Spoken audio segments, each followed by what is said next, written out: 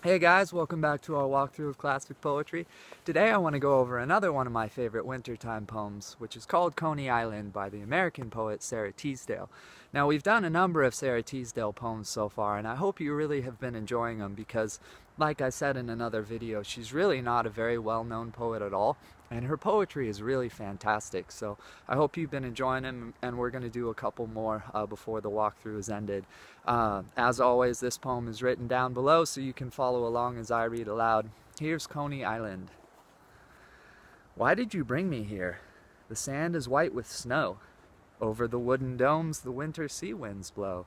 There is no shelter near. Come, let us go.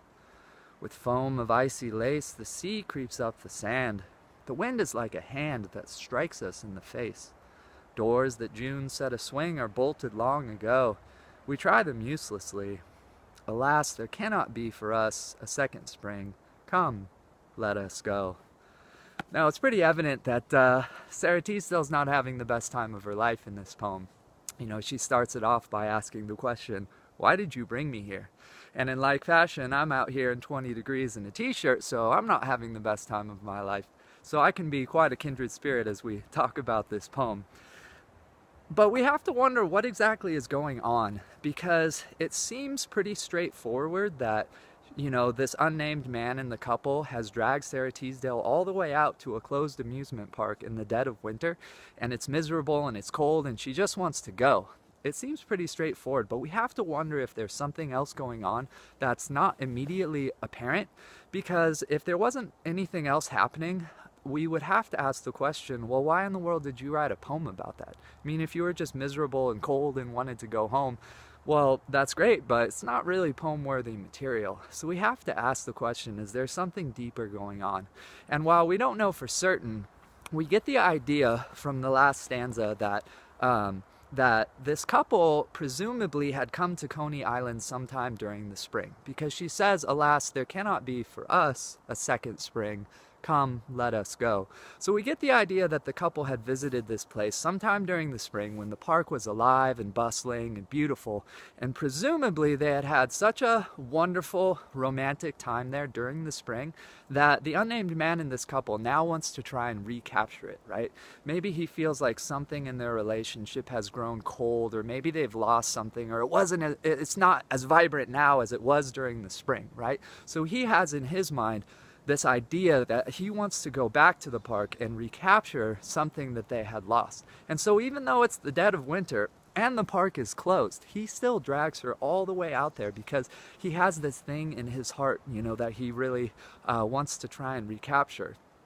And this poem like the last poem that we did from Edna St. Vincent Millay on What Lips My Lips Have Kissed. This poem deals with the exact same very major theme in poetry, which is the brevity of life, you know, the realization that life is short. And not only that, but the things that make life worth living, these beautiful, wonderful experiences, you know, romantic times, those things are even more fleeting. Sometimes they only last, you know, a season like that. They had a beautiful spring, and then in winter they're gone.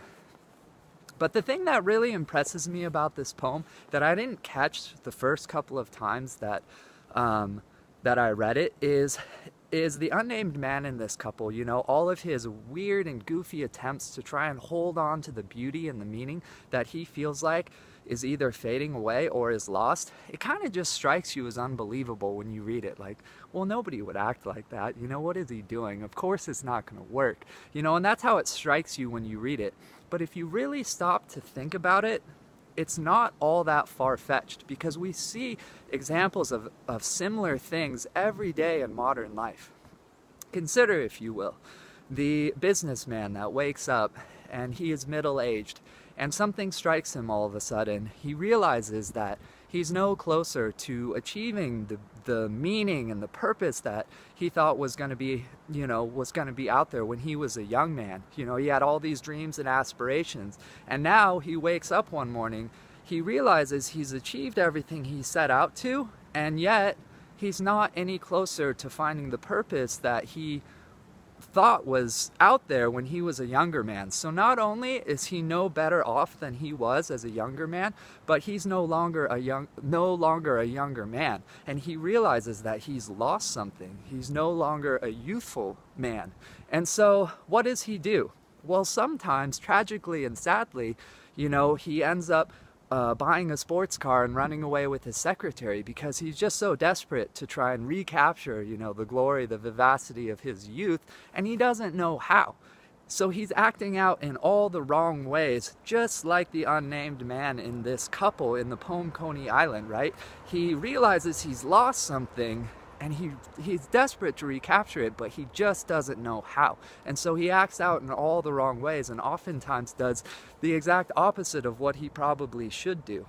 So we see examples of this kind of behavior all the time in modern life. And it makes us shake our heads wondering, what in the world is that person doing?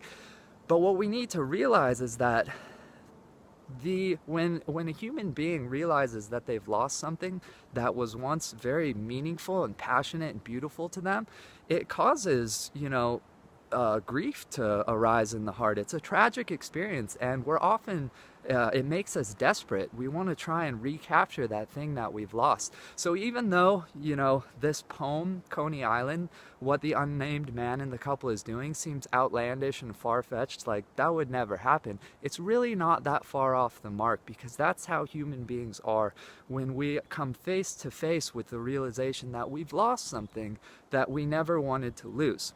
So I hope you enjoyed this poem. It's getting really cold out here, so I'm going to need to stop and go back inside, but I hope you'll read it a couple more times. It's just a fantastic poem, and I look forward to seeing you on the next walkthrough.